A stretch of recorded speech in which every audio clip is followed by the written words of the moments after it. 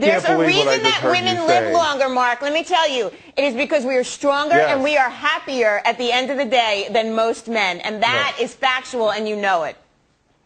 When men are married to women who scream like you, they just want to die sooner. I'm not screaming. When you have women going around, Mark, you're divorced. Tracy, she left you. Let's put that on the table if you want to play this game.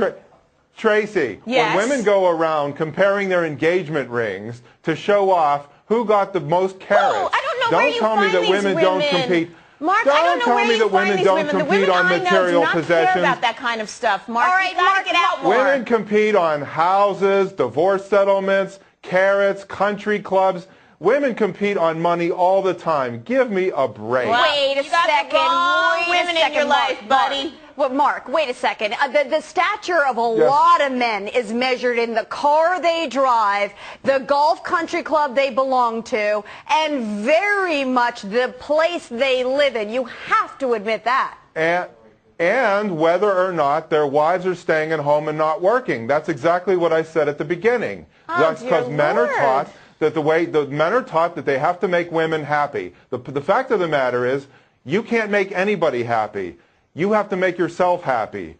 Happiness is a byproduct of achievement. So for women to say that they're unhappy, it's their own fault. Anybody who says he's unhappy, it's his own fault. Mark, everybody has to make himself or herself happy. You're giving me such a bloody headache. Yeah, I mean, where are you from? Where are you from? Dear Lord, I would never in a million years teach my girls that they have to grow up to be reliant on a man, as you can well imagine. I would never teach my son that he should be attracted. But Tracy, you're the same one. You're the same one who bragged that she's so strong and so tough and doesn't need a man's money. Yet you're taking alimony. I have 3 children. Okay, Mark. You know what? But you don't need a man. He cornered her with pure logic, leaving her with no real arguments left to make. And when the facts weren't on her side anymore, her only move left was to raise her voice and hope volume could replace truth.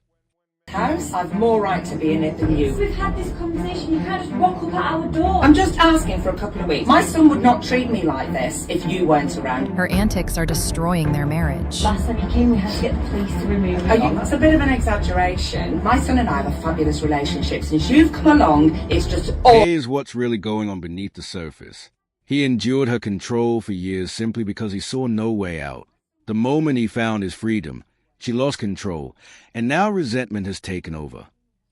Is in debt close to $100,000. From her? From her. From her. She took you down to $100,000. From her. Oh, good.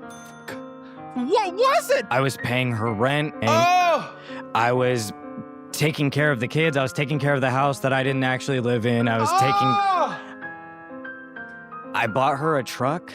What the Why? I still deeply loved her. I also took care of her grandma who was on hospice. She made it seem like I was undeserving of her, so I would have to do all of these things. That way, she could say, okay, you do deserve me in your life. With every sentence, the picture grew darker. This wasn't just a tough relationship. It was systematic emotional breakdown, slowly conditioning him to surrender until he lost his own identity. And I have been separated for about 2 months. Today I received a message from him saying that he's going to be removing me from the car insurance. And when I asked him when my last day with insurance would be, he said it's tomorrow.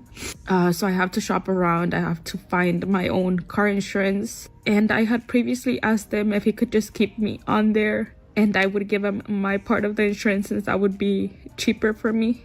But he says he prefers to just remove me. So tomorrow I'll be without insurance. I have the kids 4 days a week and he has them 3. And since his family is there, he is able to work as much as he used to before when I used to stay at home. But I have nobody to help me watch my kids. And I'm really not going to leave them with just anybody. So I can only work 3 days a week. I make $120 a day. Sometimes I work Saturdays. I make $60 on Saturdays. So that means 1 week I make $420 and the other one I make $360. So I thought it would be okay if he just kept me in the insurance and I would give him the money, which would be around $100. But today again he said no. So I've been looking, it's around $200 for me to get it by myself. And right now it just feels like I can't do it. I know I can, but it just feels like I can't.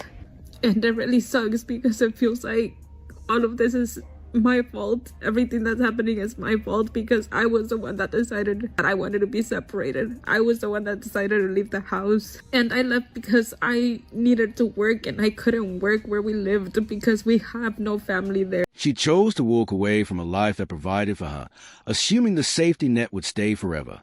Now, reality is delivering a harsh lesson. Freedom comes with a cost, and he owes her nothing. I want to know the scariest thing, and it's happening to me now, is being a female, married. I'm 37. I have 2 kids. They're 5 and 7. And I've been a stay-at-home mom for the past 10 plus years. I have no income. I have no money. I use my husband's credit card and I use my husband's money. And 2 weeks ago, he told me that he wants to move forward with divorce.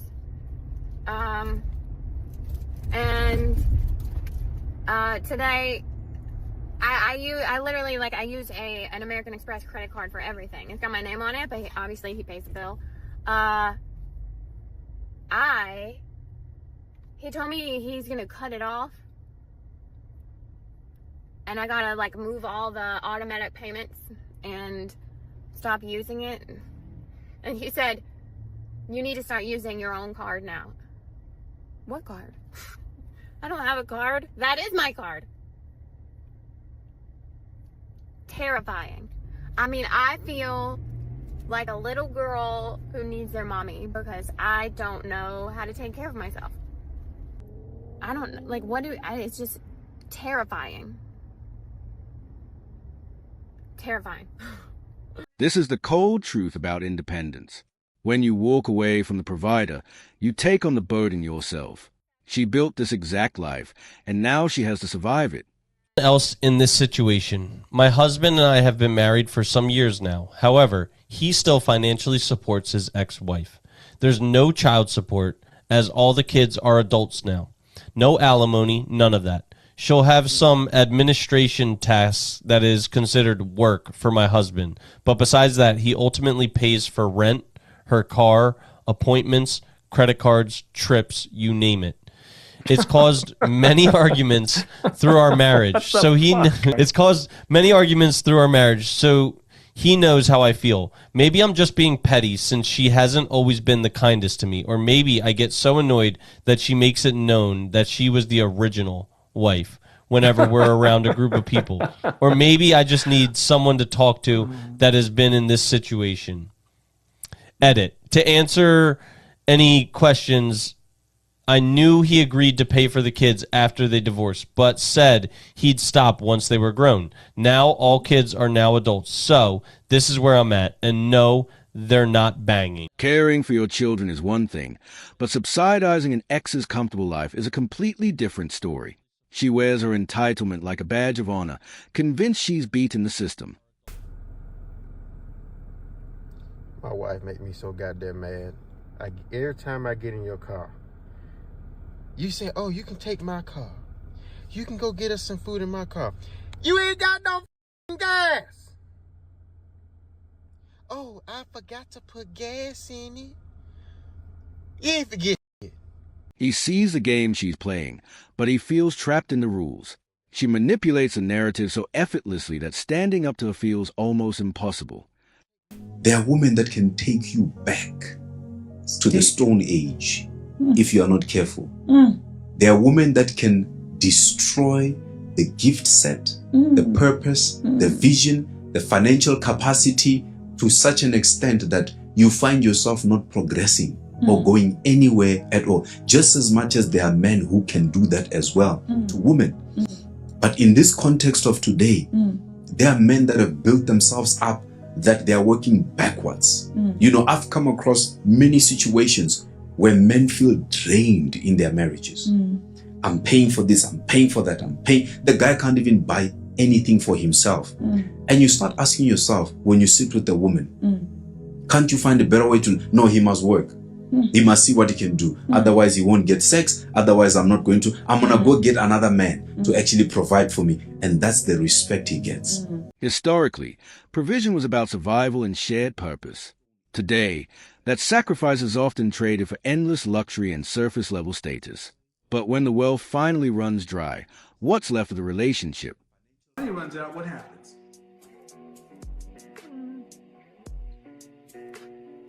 Well,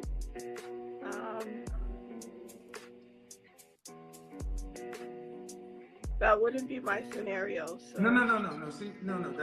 See, that's not what I asked you. Do you come from wealth? Is your family rich? Huh? Is your family rich? Do you have millions set to the side out there? No. So what happens when the money runs out for anybody? See, when women start wanting to answer questions, it's because they don't like the answer. What happens when the money runs out for anybody, man? You figure something out. No, you don't figure anything out. When the money's over, how do you figure something out if you can't earn any more money? You find a job. Okay, I'm trying to be polite, man, but over 65, there are no jobs. You're ready toward retirement. See, what I'm trying to show you guys is women really have a hard time conceptualizing when there are no options. They always feel like there's a way out. It's called, if you run out of money in this country and there's no way to make more money, where do you go? Where do you live?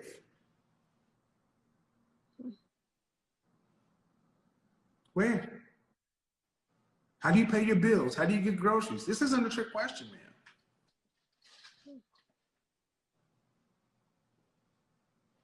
Where do you live?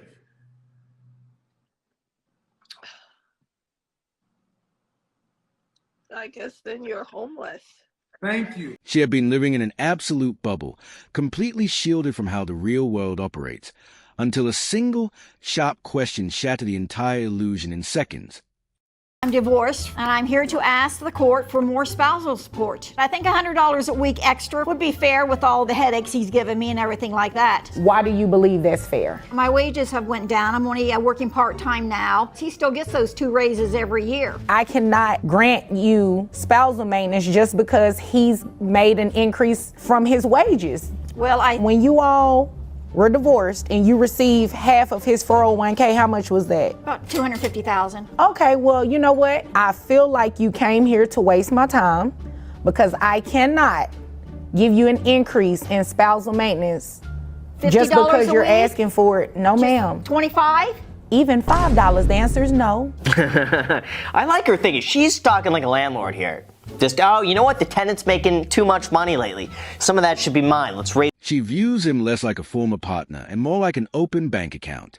She demanded her independence, yet she still feels entitled to every raise he earns long after walking away. Bought me a car, and I went outside last year in the summer, and the car wasn't there. When I pressed the beep beep, it wasn't outside. So he took the back, and I was burnt. I was hurt. I was devastated behind it, but I had to really think about it. This man is paying that car note. I'm the one that ended the relationship and told him the 4th. So when I told him, this wasn't last year, this is the year before last, actually. So when I told him it's done, he's like, you know, he let me rock out for 5 months, but then he was like, wait, she not coming back? All right, bet. So he took the car back. I was pissed. I called him up. He didn't answer for a couple of days, and he did. He said, am I with you? And I said, no. He said, so why am I paying a car note for you?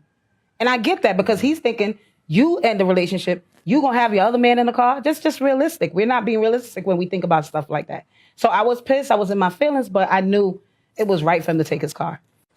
Yeah. So, I mean, my situation is a little different with a gift. I paid for an expensive gift with a credit card. You know what I'm saying? I'm still paying it off. And we're not together.